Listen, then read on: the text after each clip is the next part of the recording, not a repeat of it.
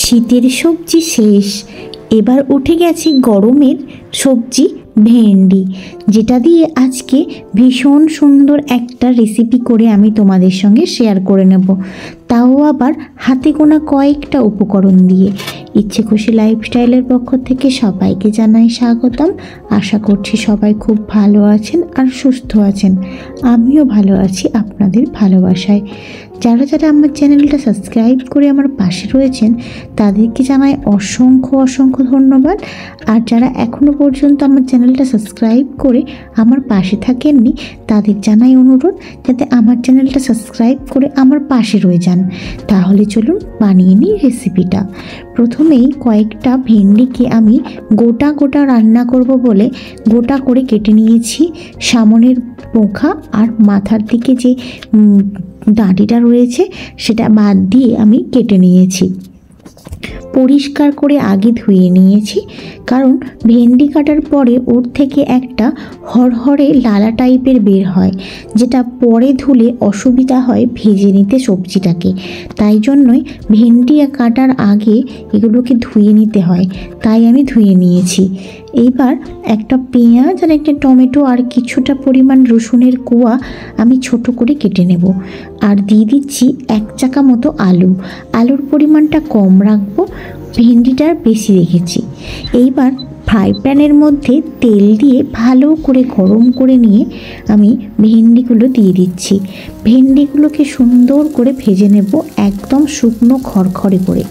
কারণ ভেন্ডি আর এই সমস্ত কাঁচা সবজিগুলোকে যত পরিমাণ ভালো করে ভেজে নেওয়া যায় তার টেস্ট কিন্তু তত ভালো আসে।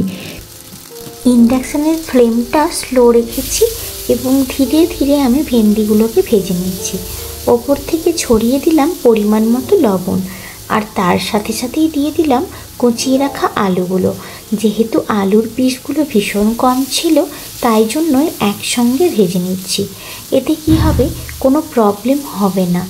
এটা যদি অনেকটা আলু দিতাম তাহলে হয়তো একসঙ্গে ভাজা যেত না, কারণ আলু থেকে যে রসালো চ্যাপচ্যাপে ভাবটা আসে সেটা ভেন্ডিগুলোকে আর ভালো মতন ভাজা হতে দিত না। তাই জন্য আমি আলাদা করে ভাজতাম যদি আলুর পরিমাণটা বেশি থাকতো।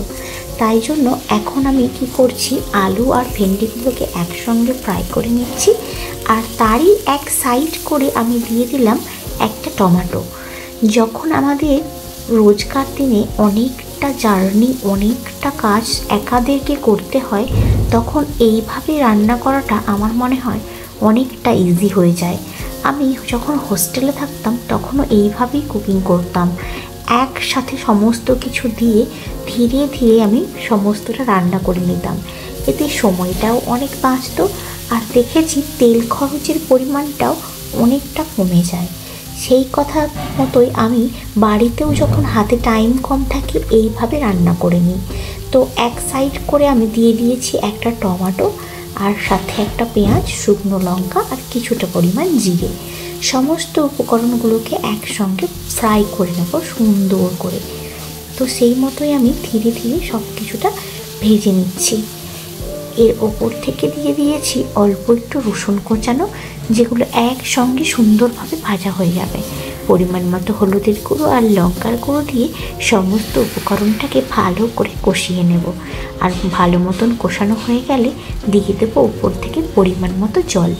জলটা দিয়ে ভালো করে নাড়িয়ে চাড়িয়ে নিয়ে বাড়িয়ে দেব আর একটু পরিমাণ জল। এতে কি হবে, ভালো করে সেদ্ধ হয়ে যাবে ভেন্ডি আর আলুগুলো।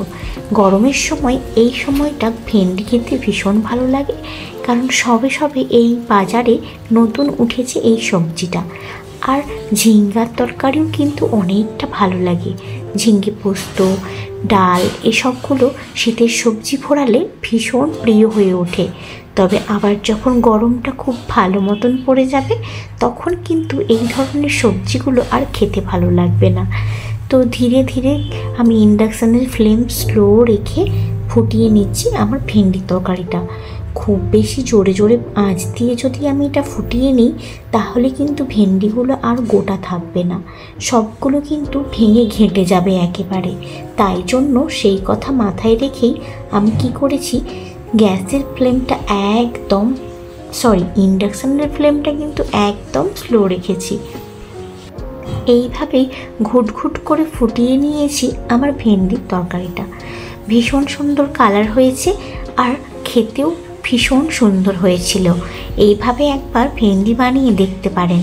অনেক সময় আবার সর্ষে পোস্ত দিয়েও এইভাবে ভেন্ডি বানানো যায়, তবে এই যে টমাটোর ভেন্ডিটা অনেক সুন্দর, এতে ভীষণ সুন্দর টমাটোর গ্রেভির একটা স্মেল আসছিল, পুরো কেচাপের মতো একদম সুন্দর লাগছিল খেতে।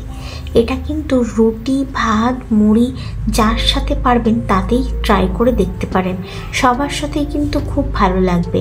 তবে এটা গরম গরম ধোঁয়া ওঠানো ভাতের সঙ্গে বেশিই ভালো লাগছিল।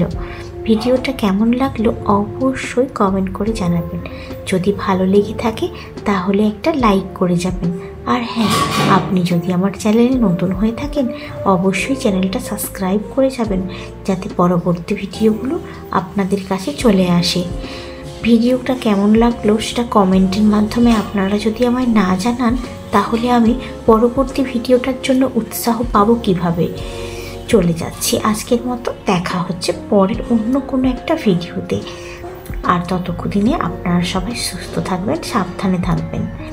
বকবক করতে করতে আমার ভেন্ডির তরকারিটা একেবারেই হয়ে গেছে, পুরো রেডি। একদম সুন্দরভাবে নাড়িয়ে চাড়িয়ে নিচ্ছি।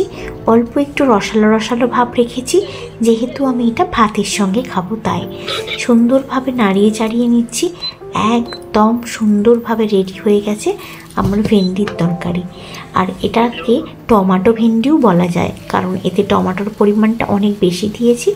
ওপর থেকে অল্প একটু চিনি আমি ছড়িয়ে দিচ্ছি, যেটা ফ্লেভার এনে দেবে ভীষণ সুন্দর। নাড়িয়ে চাড়িয়ে নিয়ে যে অল্প পরিমাণ জলটা ছিল সেটাও আমি শুকনো করে নিলাম। টাটা।